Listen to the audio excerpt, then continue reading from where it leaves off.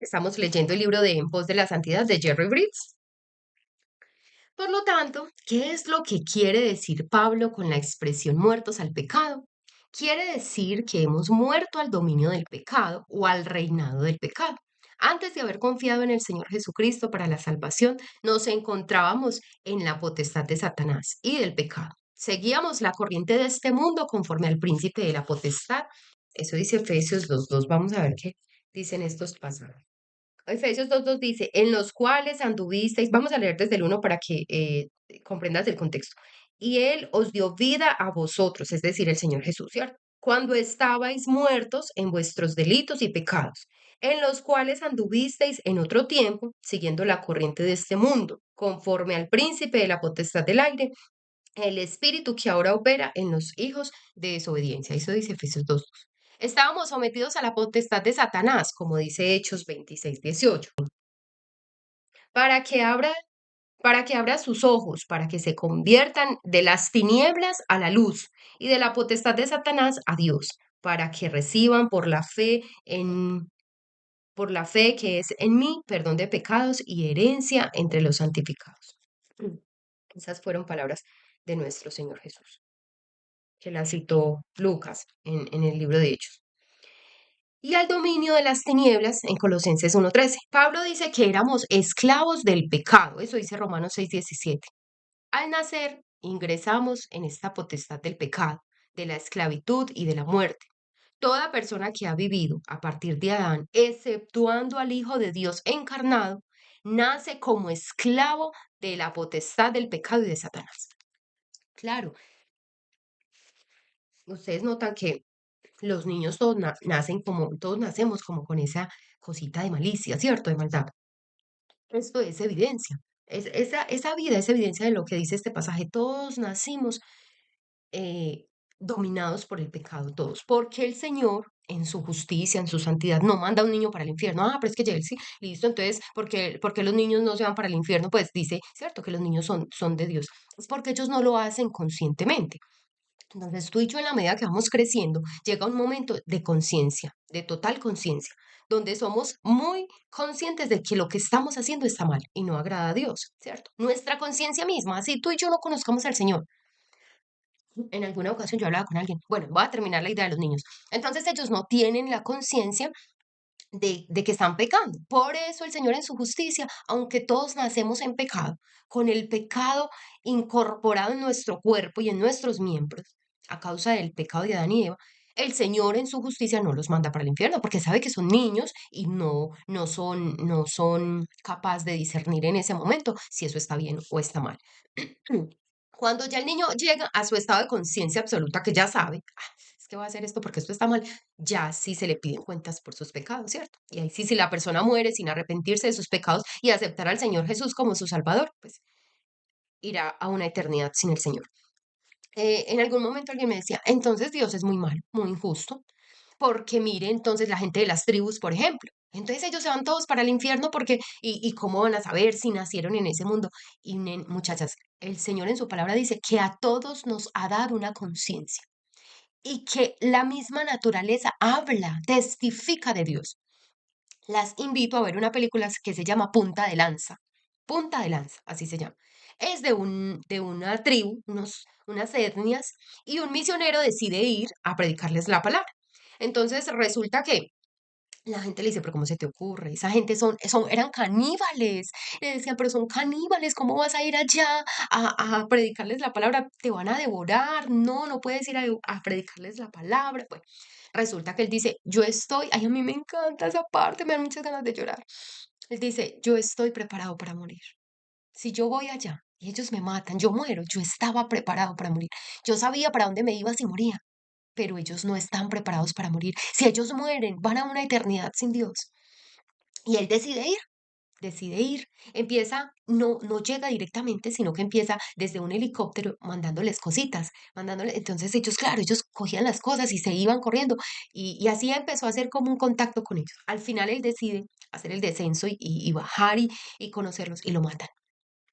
Pero uno de ellos, dicen, mira qué importante, uno de ellos después se convierte al Señor y él conoce al hijo del misionero que él mató y que ellos mataron.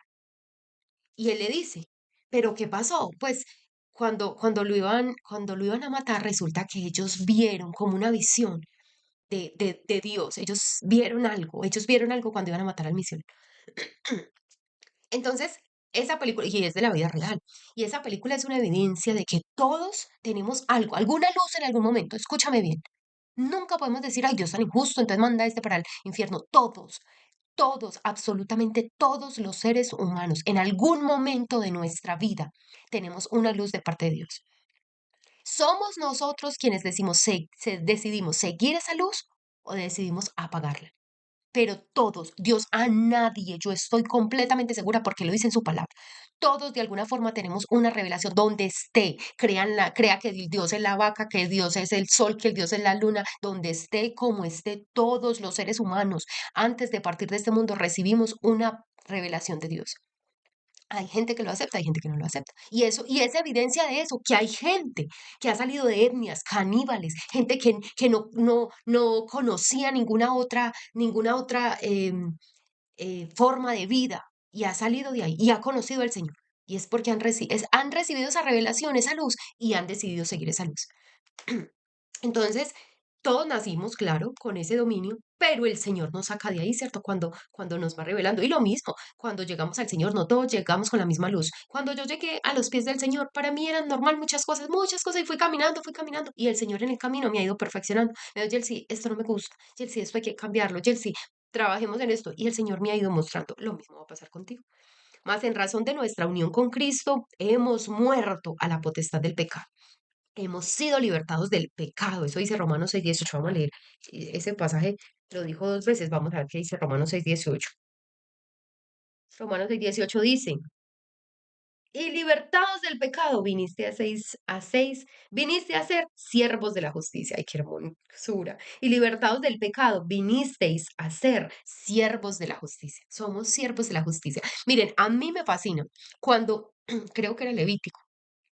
Sí, creo que era Levítico. Resulta que en el antiguo, en los tiempos antiguos era permitido la esclavitud, ¿cierto? Pues el Señor no estaba de acuerdo con eso, no era que el Señor, sí, sí, que tengan esclavos, no, pero pues la gente empezó, lo que pasa es que, ¿cómo se dio la esclavitud? Todos teníamos por igual, pero siempre en todos los tiempos hay quienes administran mejor que otros. Entonces, unos administraban mejor que otros y empezaron a conseguir más dinero. Entonces, los que no administraban muy bien, los que eran de pocos recursos, empezaron a pedirles prestado. Vení, préstame, préstame. Y al final no tenían cómo pagar. Entonces, la paga era, dame a tu hijo y que él trabaje para mí y pagamos la deuda.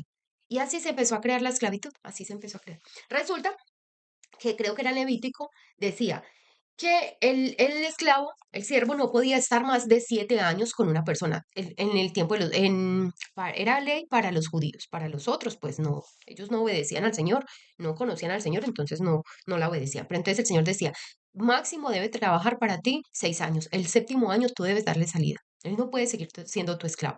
Pero resulta que el esclavo puede elegir quedarse. ¿Por qué se quedaría un esclavo? Entonces dice la palabra, el esclavo se quedaría por amor, porque dice, yo aprendí a amar a mi Señor.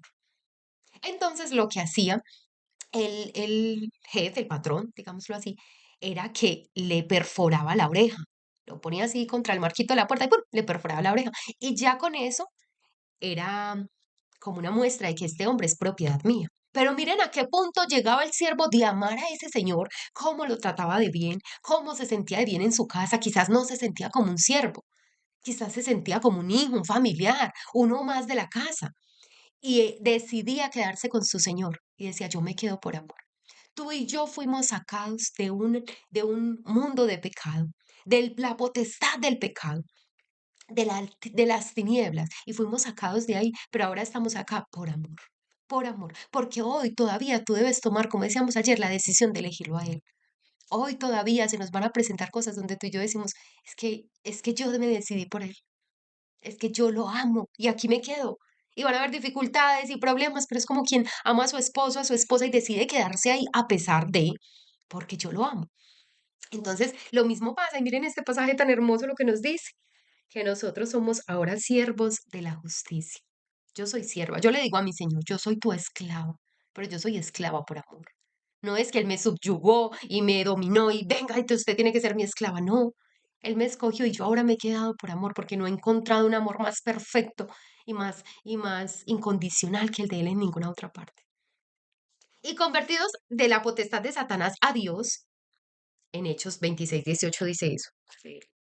Hechos 20. Ah, bueno, ahorita lo leímos, ¿cierto? Hechos sí, ahorita lo leímos. Antes de ser salvos estábamos esclavizados al pecado, bajo la potestad y el imperio del pecado. Por decentes y morales que hayamos sido, vivíamos en el dominio del pecado. Pero ahora, a raíz de nuestra unión con Cristo en su muerte al pecado, hemos sido librados de la potestad del pecado y colocados en el reino y la esfera de la justicia. Ahora tú y yo cambiamos de posición y puede que no se vea mucho.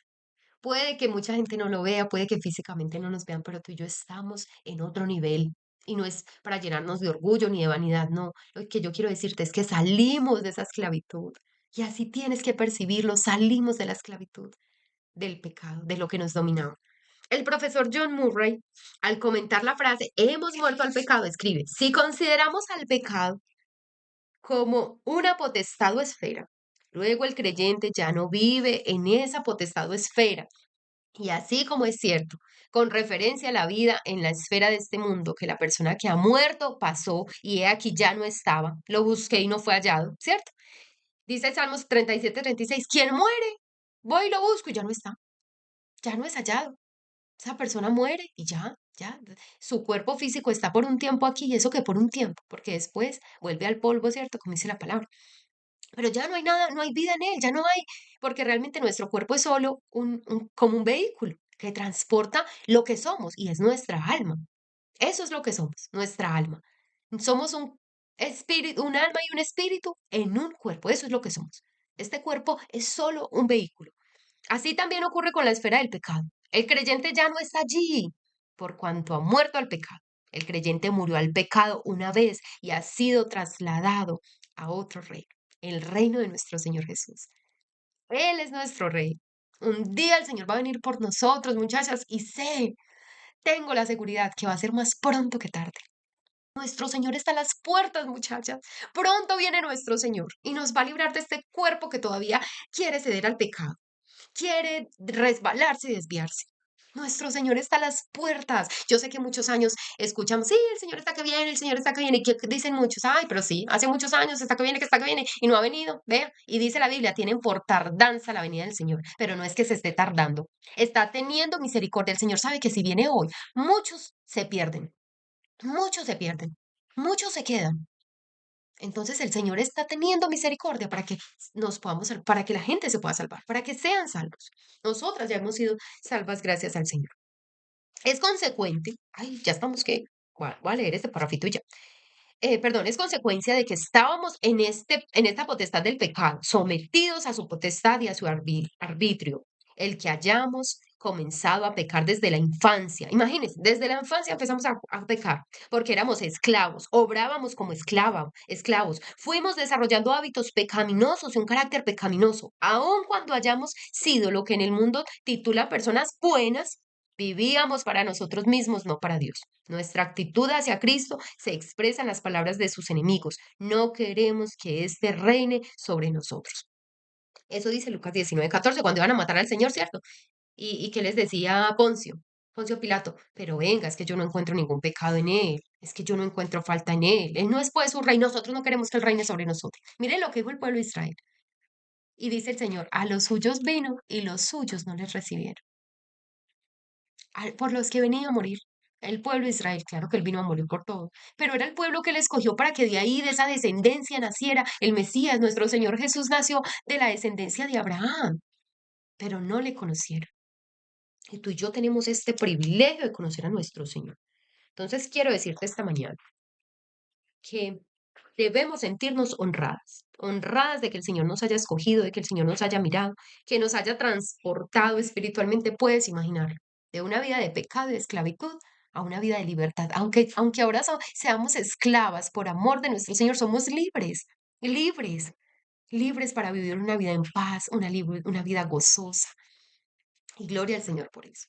Vamos a orar. Amado Señor, bendecimos tu nombre, Señor, en esta mañana.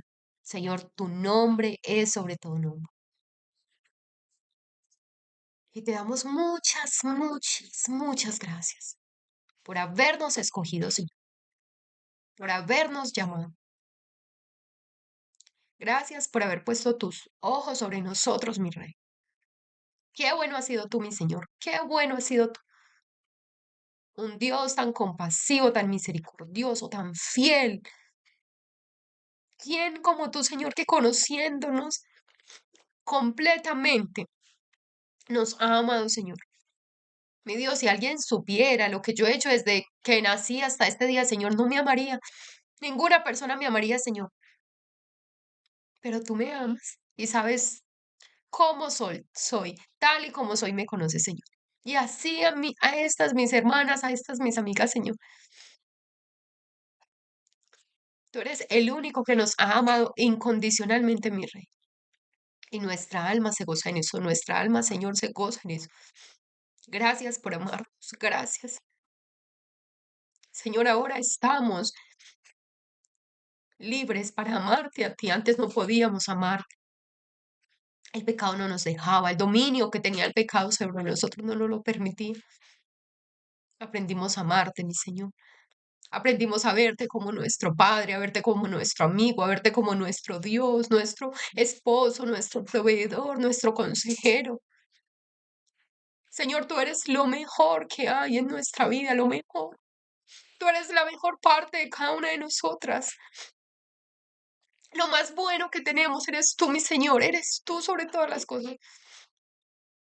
Gracias, gracias por cuidar de nosotros hasta hoy. Gracias por cuidar de nuestra casa hasta hoy. Gracias, Señor, porque has tenido misericordia. No, no viniste antes para que nosotras pudiéramos ser salvas. Sabemos, Señor, que tu venida está presta y nosotros queremos estar listas, Señor, esperándote como esa novia ataviada, como esa novia que espera a su novio. Así queremos estar nosotras listas. Que cuando tú vengas, Señor, encuentres una iglesia sin manchas, sin arrugas, una iglesia que se ha dejado limpiar, una iglesia que se ha dejado instruir, que se ha dejado enseñar. Nosotros queremos ser esas personas, Señor. Gracias por morir por nosotros en esa cruz, por recibir nuestro castigo, Señor. Muchas, muchas gracias. Te entregamos nuestra vida, te entregamos nuestros sueños, te entregamos nuestros planes, te entregamos a los hijos, a los esposos, a las esposas, te entregamos todo lo que tenemos, mi Señor. Hoy entendemos que no somos dueñas de nada absolutamente, somos administradoras y queremos administrarlo bien. Queremos administrar bien desde nuestro cuerpo, Señor, desde los recursos, desde la familia, desde lo que tenemos, de lo que nos has dado a administrar, mi Señor. Queremos hacerlo bien. Qué bueno que cuando tú vengas, tú digas, buena, sierva y fiel, entra a mi reino, entra a mi paz, entra a mi descanso. Ese es nuestro deseo, mi Señor. Te bendecimos, Señor. Te damos muchas gracias por todo lo que has permitido en nuestra vida, Señor, por los momentos difíciles, por los que no han sido, Señor, muy fáciles, por los ricos, por todo, por lo bueno y por lo malo. Job un día dijo, recibiré de Dios solo lo bueno, no, también lo malo, porque Él con todo tiene un propósito, porque Él hace que todo obre para mi bien. Gracias por eso, mi Señor. Te alaba nuestra alma, amado Señor, te alaba, te bendice nuestra alma, mi Rey. Toda la gloria y toda la honra sea para ti por los siglos de los siglos. Amén y amén.